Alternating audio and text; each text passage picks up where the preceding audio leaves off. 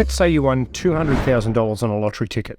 How hard do you think the lottery would try to get in contact with you? Now, I've never won anything on the lottery, but I imagine they'd call, leave you a voice message, send you a text, and probably send you an email as well. And if you didn't respond inside 24 hours, they'd probably try again, and then they'd probably try again.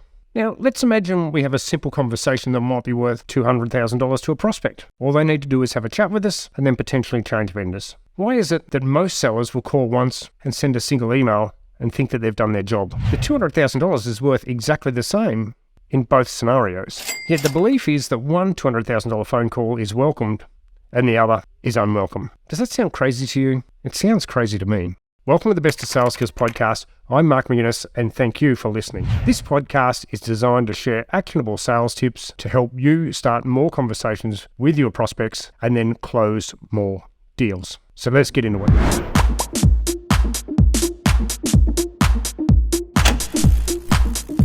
Today, I want to talk to you about a key part of selling, and that is managing your own mindset effectively. If you really understand what the value is that you and your solution brings to your clients and your prospects, then you can easily manage your outbound fear, or as I call it, your seller's bias. Seller's bias is that fear that we've all been too pushy. Maybe we've worried about sending too many emails, that the prospects read all of our emails and understood them, and they hate us. Or that they don't want to talk to us on a marketing call, that they don't want to talk to us on a cold call.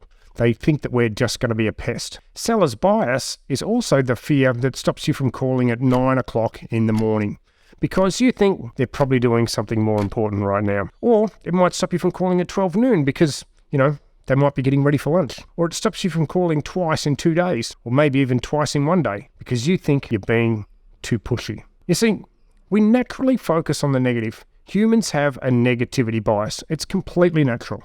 It keeps us alive. It allows us to focus on not getting run over by the tram or by the cars when we cross the road. It stops us from drowning in big surf. All these things. But it also has a detrimental effect to the way we can see sales situations, and it can stop us from taking meaningful action. If you know that your solution has an incredible, perhaps life-changing result for people, would you persist? I believe that not only should you persist, but that you have an obligation to persist. If you know you can change people's month, their year, or their life, you should. Here's the thing. No prospect wants to take a phone call out of the blue or receive yet another email. But if you're valuable as soon as they start talking to you, 9 times out of 10, they'll forget about the intrusion and simply be grateful for the chat and the information. Here's a quick disclaimer. If you're saying anything like, I can save you time and money, stop it. Go away and figure out how to better enunciate how to help your prospects. The best way to do that is to show them that you know them early in your outreach. That is, demonstrate that you really understand their daily struggles and you might have something to help them with that. Here's some examples. Number 1, let's say you're a recruiting business. If you're recruiting mechanics, when you're calling workshop owners and managers, you might want to talk about all the extra work they're probably having to do themselves and the inability of the workshop to grow and take on more paying customers, simply because they're a mechanic or too short. If you can find this person a qualified mechanic, their life will be much better than it is today. This conversation will be valuable to the workshop owner or the workshop manager. As a second example, if you're providing best-in-class fleet management reporting tools to fleet managers, well, because cars are hard to get right now, new cars are hard to get right now, and they can't replace and renew the fleet as fast as they once could, one of the challenges fleet managers have right now is managing an older and harder working fleet. Simply, this is placing more work on the fleet managers, it's increasing running costs, and annoying the staff who are driving older vehicles. If you can reduce this pain, I bet the fleet manager wants to hear how you can do that. This conversation would be valuable for fleet managers. The third example, if you're selling a SaaS product that allows counselors to reduce the amount of payment fraud, the amount of invoice duplicates or double payments, maybe incorrect EST payments from their suppliers, and you know that this is typically a $500,000 to a $1 million saving for the council, do you think the CFO would like to hear about it? I think the CFO would find this a valuable conversation. In each of these cases, the prospect will be much better off simply for the conversation itself, even if they don't put it into action. So if you're only reaching out 1 or 2 times and assuming that you've been heard, or worse, you're stopping because you're feeling uncomfortable, then that's your seller's bias in action, and you're letting your prospect down, and you're letting yourself down.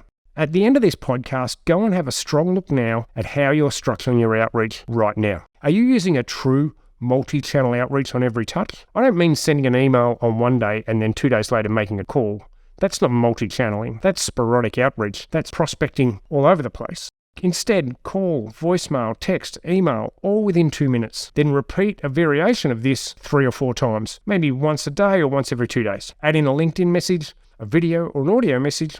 Perhaps send them a little something in the mail. You need to make it clear you need to talk to this prospect. Make it clear by both your actions and your messaging. If anyone ever challenges you as to why you're being so persistent, simply tell them why. Tell them that you know this has a significant impact on your existing clients and you're sure they'll find the same value too. If they already have one, simply compliment them on being ahead of the curve and find another prospect to talk to. You see, I recently did a series of workshops for a number of my favourite clients, and they all had an excellent understanding of why they should be talking to their prospects. But their outreach was inconsistent across a too long time frame and lacked urgency. This is the disease that is the seller's bias. Instead, think like the lottery agent. $200,000 is a life changer for most people. Be the salesperson that changes lives. Until next time, sell well. Thanks for listening.